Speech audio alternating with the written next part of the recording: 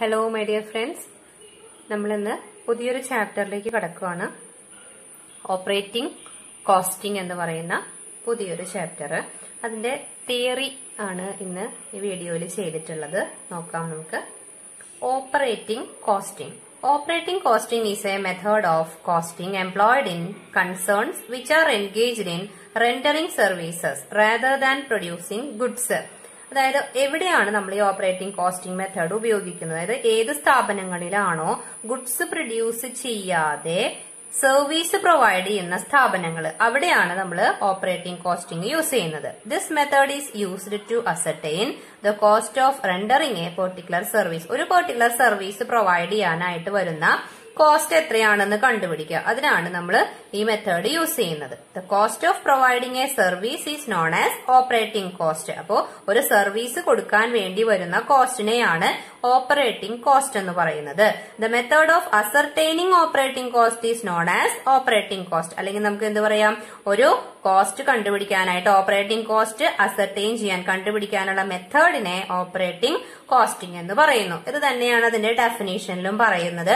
ഡെഫിനേഷനിൽ കൃത്യമായി പറയുന്നുണ്ട്, that form of operation costing which applies where standardised services are provided either by an undertaking or by a service cost centre within an undertaking. അതായത് ഒരു standardised ആയിട്ടുള്ള service provide ചെയ്യുന്ന ഒരു സ്ഥാപനം, അതായത് സ്ഥാപനമായിക്കോട്ടെ അല്ലെങ്കിൽ തന്നെ ഏതെങ്കിലും ഒരു സ്ഥാപനത്തിലെ തന്നെ ഏതെങ്കിലും ഒരു സർവീസ് ഡിപ്പാർട്ട്മെന്റോ ഏതോ ആയിക്കൊള്ളട്ടെ, അവിടെ നമുക്ക് പ്രധാനമായിട്ടും പറയുന്നത് എന്താണ്, അവിടെ സ്റ്റാൻഡർഡൈസ്ഡ് സർവീസ് പ്രൊവൈഡ് ചെയ്യുന്നതായിരിക്കണം. അപ്പോൾ അവിടുത്തെ ഓപ്പറേഷൻസ്, അതായത് അവിടുത്തെ കോസ്റ്റിംഗ് കണ്ടുപിടിക്കലാണ്, അവിടുത്തെ കോസ്റ്റ് കണ്ടുപിടിക്കലാണ് ഓപ്പറേറ്റിംഗ് കോസ്റ്റിൽ ചെയ്യുന്നത്. ഓക്കെ, ഇനി എന്തൊക്കെയാണ് ഓപ്പറേറ്റിംഗ് കോസ്റ്റിംഗിന്റെ ഫീച്ചേഴ്സ്? ഒന്നാമത്തെ ഫീച്ചർ തന്നെ അത് ഓപ്പറേറ്റിംഗ് കോസ്റ്റിംഗ് എന്ന് പറഞ്ഞു കഴിഞ്ഞാൽ എവിടെയാണ് പ്രൊവൈഡിംഗ് സർവീസസ്, സർവീസ് പ്രൊവൈഡ് ചെയ്യുന്ന സ്ഥാപനങ്ങളാണ് ഇത് യൂസ് ചെയ്യുന്നത്. രണ്ടാമത്തെ മെത്തേഡിൽ പറയുന്നത് ഇവിടെ നമ്മൾ എന്താണ് ചെയ്യുന്നത്, അസർടെയിനിങ് ഓപ്പറേറ്റിംഗ് കോസ്റ്റ്. ഇവിടെ ഓപ്പറേറ്റിംഗ് കോസ്റ്റ് ആണ് നമ്മൾ കണ്ടുപിടിക്കുന്നത്. അതുപോലെ തന്നെ ഇവിടുത്തെ ടോട്ടൽ കോസ്റ്റിനെ നമ്മൾ ഫിക്സഡ് കോസ്റ്റ് എന്നും വാരിയബിൾ കോസ്റ്റ് എന്നും രണ്ടായിട്ട് തിരിക്കുന്നുണ്ട്. അതുപോലെ കോസ്റ്റ് യൂണിറ്റ്, അതായത് നമുക്കറിയാം എപ്പോഴും ഒരു കോസ്റ്റ് നമ്മൾ ഏതെങ്കിലും ഒരു പെർട്ടിക്കുലർ യൂണിറ്റിലാണ് നമ്മൾ പറയുക. ആ യൂണിറ്റിനെ സിമ്പിൾ യൂണിറ്റ് അല്ലെങ്കിൽ കോമ്പോസിറ്റ് യൂണിറ്റ് എന്ന് പറയുന്നുണ്ട് ഇവിടെ. അതുപോലെ തന്നെ ഓപ്പറേറ്റിംഗ് കോസ്റ്റ് അസർടെയിൻ ചെയ്യാൻ വേണ്ടി നമ്മൾ ഇവിടെ പ്രിപ്പയർ ചെയ്യുന്നത് എന്താണ്, ഓപ്പറേറ്റിംഗ് കോസ്റ്റ് ഷീറ്റ് ആണ്. എന്താണ് പ്രിപ്പയർ ചെയ്യുന്നത്, ഓപ്പറേറ്റിംഗ് കോസ്റ്റ് ഷീറ്റ് ആണ് പ്രിപ്പയർ ചെയ്യുന്നത്.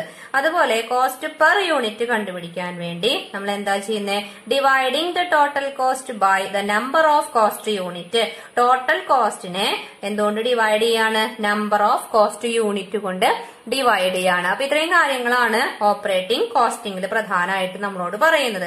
ഇനി എവിടെയെല്ലാമാണ് നമ്മൾ ഈ ഓപ്പറേറ്റിംഗ് കോസ്റ്റിംഗ് നമ്മൾ യൂസ് ചെയ്യുന്നത്? പ്രധാനമായിട്ടും നമ്മൾ യൂസ് ചെയ്യുന്നത് ട്രാൻസ്പോർട്ട് സർവീസസില്, അതുപോലെ തന്നെ സപ്ലൈ സർവീസസില്, വെൽഫെയർ സർവീസസില്, അതുപോലെ തന്നെ municipal services, entertainment services, professional services. എന്താണ് ട്രാൻസ്പോർട്ട് സർവീസ് എന്ന് പറഞ്ഞു കഴിഞ്ഞാൽ നമുക്കറിയാം, നമ്മുടെ റെയിൽവേ, അതുപോലെ തന്നെ lorry service, bus, car, shipping, airway, ഇതെല്ലാം ട്രാൻസ്പോർട്ട് സർവീസ്. അതായത് നമുക്ക് മനുഷ്യർക്ക് യാത്ര ചെയ്യാനായിട്ട് അല്ലെങ്കിൽ ഗുഡ്സ് കൊണ്ടുപോകാനായിട്ട് ഒക്കെ ഉപയോഗിക്കുന്ന, ട്രാൻസ്പോർട്ടേഷന് വേണ്ടി ഉപയോഗിക്കുന്ന സർവീസുകളാണ്.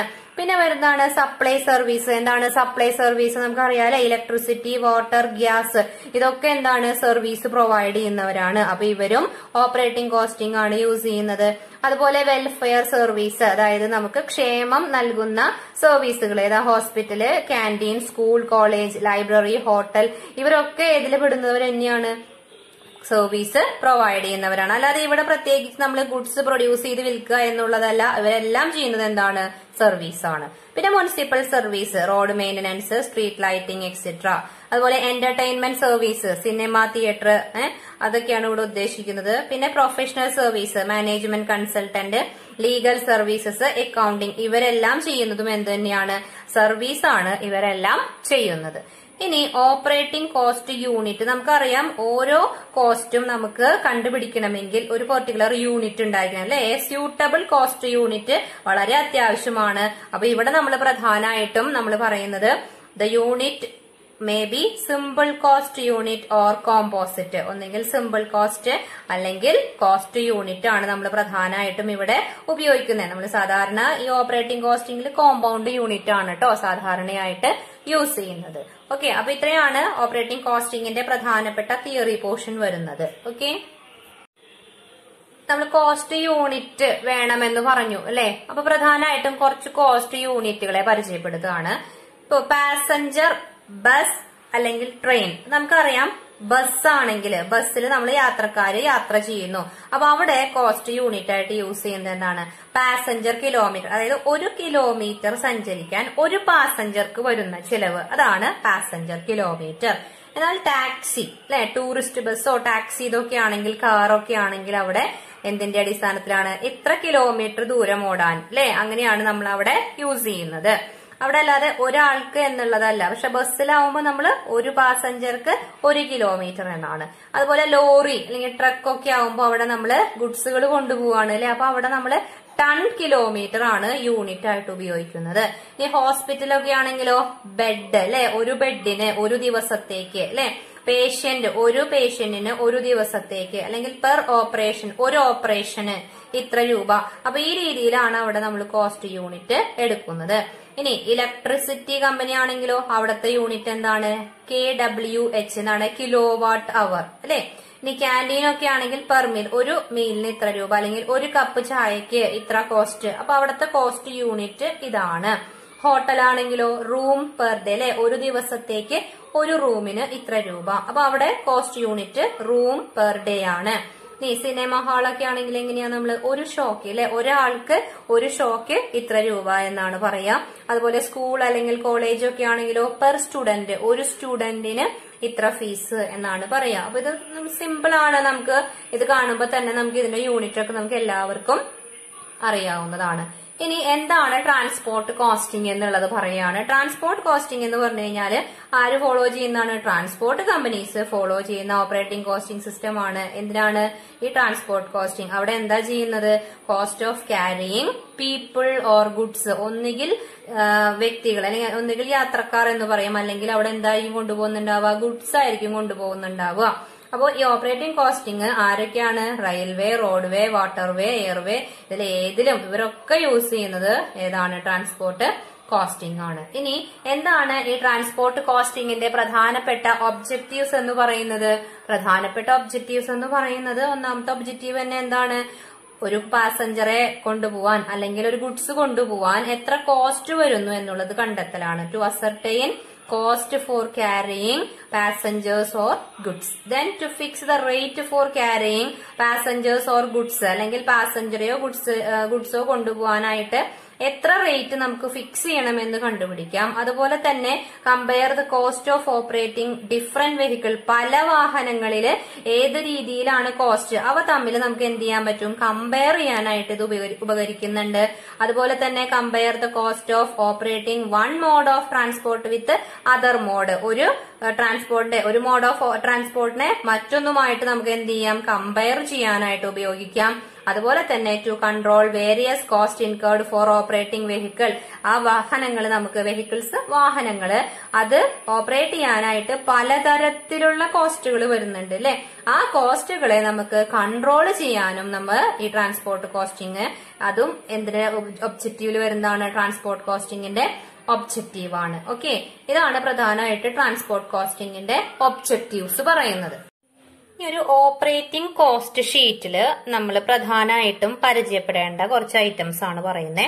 ഓപ്പറേറ്റിംഗ് കോസ്റ്റ് ഷീറ്റില് പ്രധാനമായിട്ടും നമ്മൾ 3 ഹെഡുകളാണ് അതായത് അതിൽ വരുന്ന എക്സ്പെൻസുകളെ 3 ഹെഡുകളായിട്ട് തിരിക്കുകയാണ്. ഒന്ന് ഫിക്സഡ് അല്ലെങ്കിൽ സ്റ്റാൻഡിംഗ് ചാർജ്, പിന്നെ maintenance charge, then running or operating charge.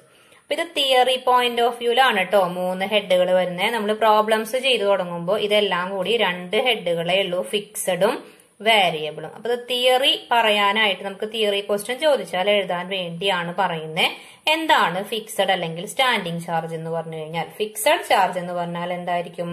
Fixed nature ആണ്. അത് എന്തിനെ ബേസ് ചെയ്തിട്ടല്ല പറയാ? നോട്ട് റണ്ണിംഗ് ഓഫ് മെഷീൻ റണ്ണിങ്ങിനെ ബേസ് ചെയ്തിട്ടല്ല ഫിക്സഡ് നേച്ചർ ആണ്. അതായത് നമ്മളൊരു വെഹിക്കിൾ ഓടിയാലും ഓടിയില്ലെങ്കിലും വരുന്ന എക്സ്പെൻസുകളാണ് ഫിക്സഡിൽ. ഏതൊക്കെയാണ്? Insurance, tax, licence, garage rent, interest on capital, administration, depreciation. നമുക്കറിയാലോ സ്ട്രെയിറ്റ് ലൈൻ മെത്തേഡിലൊക്കെ നമ്മൾ ഡിപ്രീസിയേഷൻ എഴുതാറുണ്ട് അല്ലെ, ഒരു വർഷത്തേക്ക് ഇത്ര ഡിപ്രീസിയേഷൻ എന്നൊക്കെ പറയും. അപ്പൊ നമുക്ക് ഇതൊക്കെ എന്ന് പറഞ്ഞു കഴിഞ്ഞാൽ ഒരു വെഹിക്കിൾ റൺ ചെയ്താലും ഇല്ലെങ്കിലും വരുന്ന എക്സ്പെൻസുകളാണ്. അതുകൊണ്ടാണ് അതിനെ ഫിക്സഡ് അല്ലെങ്കിൽ സ്റ്റാൻഡിങ് ചാർജ് എന്ന് പറയുന്നത്. പിന്നെ വരുന്നത് മെയിന്റനൻസ് ആണ്. അതായത് ഒരു വെഹിക്കിൾ നമ്മൾ റൺ ചെയ്യുമ്പോൾ നമുക്ക് അതിന് കുറെ മെയിന്റനൻസുകൾ വരാറുണ്ട് അല്ലെ. അതിന് വരുന്ന ചിലവുകൾ repair and renewal, overhauling, garage expense, cleaning expense, tyre and tube, spare parts തുടങ്ങിയ എക്സ്പെൻസുകളെല്ലാം മെയിന്റനൻസിൽ പെടുത്താം. റണ്ണിങ് അല്ലെങ്കിൽ ഓപ്പറേറ്റിംഗ് ചാർജ്, നമുക്കറിയാലോ ഒരു വണ്ടി ഓടാൻ വേണ്ടത് പെട്രോൾ ഒഴിക്കണം അല്ലെ. എത്ര കിലോമീറ്റർ ഓടുന്നോ അത്രയധികം നമുക്ക് പെട്രോൾ വേണം. വണ്ടി ഓടിയില്ലെങ്കിൽ നമുക്ക് ആ പെട്രോളിന് ചെലവ് വരുന്നില്ല. അപ്പൊ അതാണ് running. Petrol, oil and grease, wages of operator, depreciation. കണ്ടോ ഇവിടെ റണ്ണിങ് ബേസിസ് ആണെങ്കിൽ അത് വണ്ടി ഓടുന്നതിനനുസരിച്ചിട്ട് നമുക്കറിയാം ഡിപ്രീസിയേഷൻ തേയ്മാനം കൂടിക്കൊണ്ടിരിക്കും. അപ്പൊ അങ്ങനെയാണ് ഓൺ ദ ബേസിസ് ആണ് ക്വസ്റ്റ്യൻ. നമ്മളോട് ക്വസ്റ്റ്യനിൽ ഒന്നും പറഞ്ഞിട്ടില്ലെങ്കിൽ അത് വേരിയബിളിൽ എടുക്കാം. അല്ല നമ്മളോട് സ്പെസിഫൈ ചെയ്ത് സ്ട്രെയിറ്റ് ലൈൻ ബേസിസ് എന്ന് പറയുകയാണെങ്കിൽ മാത്രം ഫിക്സഡിൽ കാണിച്ചാൽ മതി. അതുപോലെ തന്നെ ഒരു സംശയം വരും, നമുക്ക് ഇവിടെ വേജസ് കണ്ടോ, വേജസ് ഓപ്പറേറ്ററുടെ വേജസ്. അപ്പൊ സാധാരണ നമുക്ക് അത് മന്ത്ലി ചാർജ് എന്നൊക്കെ പറഞ്ഞാൽ അല്ലെങ്കിൽ മാസ ശമ്പളമൊക്കെ ആയിട്ട് കൊടുക്കണമെന്നൊക്കെ പറഞ്ഞാൽ നമുക്കത് ഫിക്സഡിൽ കാണിക്കാം. അല്ലാത്ത കേസിലൊക്കെ അത് ഏതിൽ കാണിച്ചാൽ മതി? Operating charge, wages of operator എന്ന് പറയുന്നത്. അപ്പൊ ഇതാണ് പ്രധാനമായിട്ടും 3 ഏത് വരുന്നത്? നമ്മുടെ ട്രാൻസ്പോർട്ട് കോസ്റ്റിന്റെ ക്ലാസിഫിക്കേഷൻ വരുന്നത്. അപ്പോൾ ഇത് പഠിച്ചിട്ട് വേണം നമുക്ക് ഏത് ചെയ്യാനായിട്ട്? ഒരു ഓപ്പറേറ്റിംഗ് കോസ്റ്റ് ഷീറ്റ് ചെയ്യാനായിട്ട്. പ്രോബ്ലം ചെയ്യുമ്പോൾ ഇതിനെ മൊത്തം നമ്മൾ 2 ഹെഡുകളായിട്ട് തിരിക്കും. അപ്പൊ അത് ക്വസ്റ്റ്യൻസ് നമുക്ക് ചെയ്തു തുടങ്ങുമ്പോൾ പറയാം. അപ്പൊ ഇതൊന്നൊരു ഐഡിയ ഉണ്ടാവണം കേട്ടോ. ഇനി ഇതിന്റെ എല്ലാം കൂടി നമ്മുടെ ടോട്ടൽ, ഈ എല്ലാ എക്സ്പെൻസുകളും കൂടി ചേരുമ്പോൾ നമ്മുടെ എന്ത് വരും? ടോട്ടൽ ഓപ്പറേറ്റിംഗ് കോസ്റ്റ് വരും. ഓക്കെ.